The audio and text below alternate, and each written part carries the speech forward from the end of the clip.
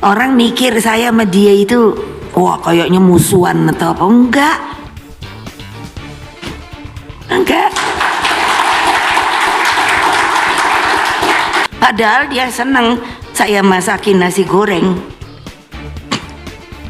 Udah lama ada yang ngomong, Bu, ada yang udah minta nasi goreng. Bintang nasi goreng. Loh, aku lagi mumet, anak-anakku banyak yang nggak jadi. Faktornya kalau saya lihat bukan ke Pak Jokowi lagi sebenarnya. Jadi ada faktor non Jokowi yang itu saya kira menjadi satu dalam tanda petik term and condition gitu ya, yang harus dipahami, disepakati oleh kedua belah pihak antara Pak Prabowo langsung dengan Ibu Mega semacam itu. Jadi faktor Pak Jokowinya menjadi minimal sebenarnya. Tapi kita nggak tahu di panggung belakang seperti apa orkestrasi yang dilakukan ya Pak Jokowinya, Pak Prabowo-nya, Ibu Mega, sehingga memang pertemuan ini masih tertunda walaupun memang ada arahan pada bulan ini. Otonomi masing-masing lah. Kita kalau misalnya Amerika dengan Cina nggak bisa ketemu, tapi kan kita bisa ketemu sama Cina. Kalau kita ketemu sama Amerika itu juga hak kita. Yang Cina ya biarkan dia punya masalah dengan Amerika kan gitu. Kita bisa ketemu dengan Cina, kita bisa ketemu dengan Amerika. Amerika punya masalah dengan Cina, biar itu jadi masalah mereka kan gitu. Jadi menurut saya juga Pak Prabowo dalam batasan tertentu juga kayak gitu. Ya Pak Prabowo mau bertemu dengan si A, si B, si C, itu di luar urusan pribadi antara si A dan si C. Misalnya Pak Prabowo ketemu sama si A, kan nggak ada urusannya dengan problem pribadi misalnya atau problem politik antara si A dengan si C. Begitu juga sebaliknya gitu. Jadi menurut saya, dan sekarang kan Pak Prabowo presiden, ya kan? Jadi kalau sudah bicara atas demi bangsa dan bernegara ya, presiden itu kan bisa ketemu dengan siapa aja, tanpa harus misalnya khawatir kalau dia bertemu dengan seseorang akan ada orang lain yang merasa terganggu, nggak perlu ada perasaan kayak gitu. Dan menurut saya juga dari sisinya Pak Jokowi dan Ibu Mega juga punya pemahaman yang sama. Tiga-tiganya pernah jadi presiden. Itu jadi nggak akan ada soal itu menurut saya itu yang kayak gitu-gitu. Jadi orang kan sering bikin konspirasi aja. Kalau ini ketemu maka ini akan marah, itu kan urusan pribadi orang. Urusan mereka masing-masing. Tiga-tiganya pernah jadi presiden. Dan pasti sudah sampai di level bahwa bisa memahami kalau orang lain bertemu dengan ketua partai lain, presiden ketemu dengan tokoh politik lain, itu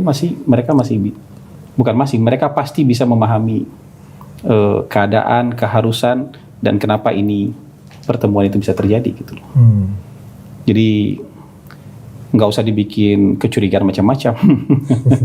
Berlebihan lah, yang kayak gitu tuh berlebihan. Betul Megawati jadi bertemu dengan Prabowo Subianto. Yang diperbincangkan itu dua hal. Pertama, ini dikait-kaitkan dengan soal posisi Hasto saat ini yang kemudian berurusan dengan KPK. Ini dianggap karena misalnya Hasto kemarin ketika dipanggil oleh KPK, posisinya sebagai tersangka tapi tidak ditahan. Ini kan kemudian publik mengait-ngaitkan bahwa ini karena sudah ada komunikasi politik antara dua elit. Tapi Said Abdullah membantah itu.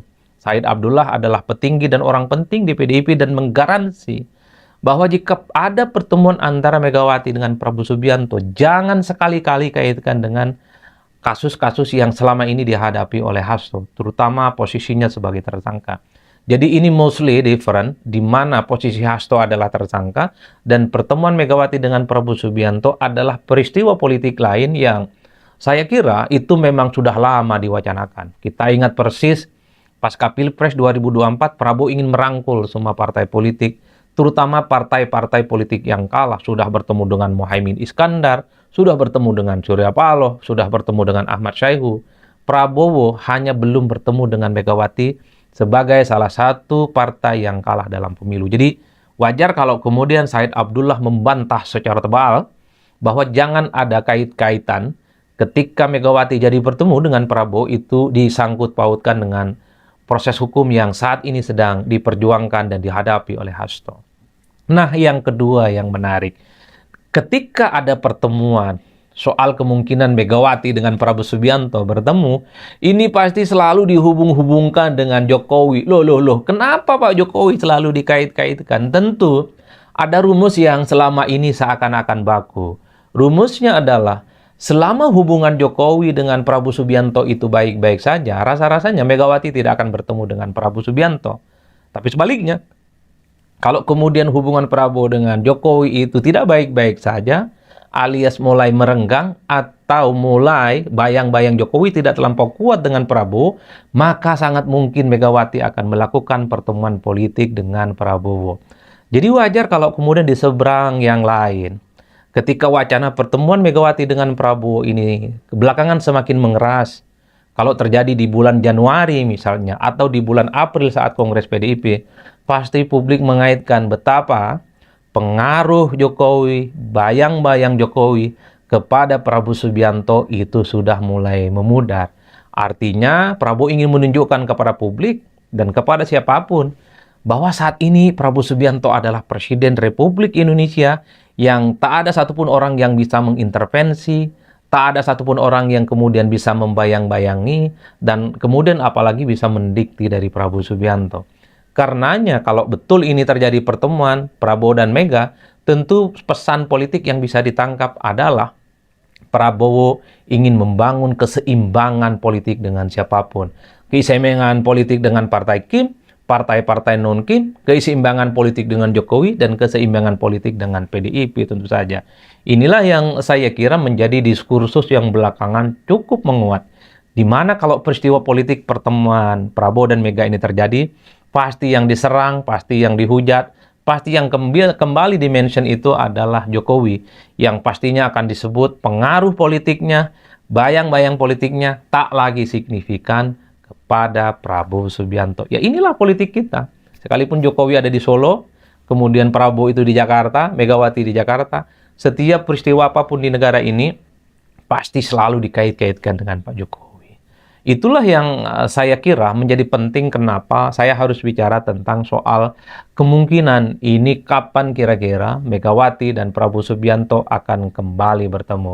Kalau mau jujur sebenarnya publik sudah bosan kapan misalnya menunggu pertemuan antara Prabowo Subianto dan Megawati. Karena kalau kita bicara tentang konteks kepentingan politik, apa urgensinya bagi Prabowo untuk bertemu dengan Megawati? Dulu mungkin Prabowo butuh support politik, merangkul semua partai, merangkul pihak-pihak yang kalah pilpres. Tujuannya adalah akomodasi politik, mengamankan kepentingan politik parlemen, sehingga tidak ada resistensi dan protes apapun. Tapi sampai hari ini, hampir bisa dipastikan 85% dukungan politik baik di ekstra parlemen ataupun dukungan politik yang ada di DPR, itu semuanya total sudah diberikan kepada Prabowo Subianto. Artinya apa? Kalau argumennya Prabowo itu kepentingannya adalah argumentasi stabilitas politik, saat ini dukungan politiknya cukup kuat kepada Prabowo dan politik cukup stabil. Bahkan PDIP sekalipun belum resmi menyatakan dukungan politiknya kepada Prabowo, tapi publik tahu. PDIP dalam banyak hal pasang badan dan memberikan dukungan secara total kepada Prabowo. Ketika ada kenaikan PPN 12%, PDIP dukung penuh. Ketika ada misalnya program makan bergizi gratis, PDIP dukung penuh. Jadi itulah secara politik orang berhitung. Apa urgensinya bagi Prabowo Subianto untuk bertemu dengan Megawati? Mungkin dulu Prabowo itu butuh bertemu dengan PDIP dan Megawati untuk mengamankan kepentingan politik partai dan dukungan politik di parlemen.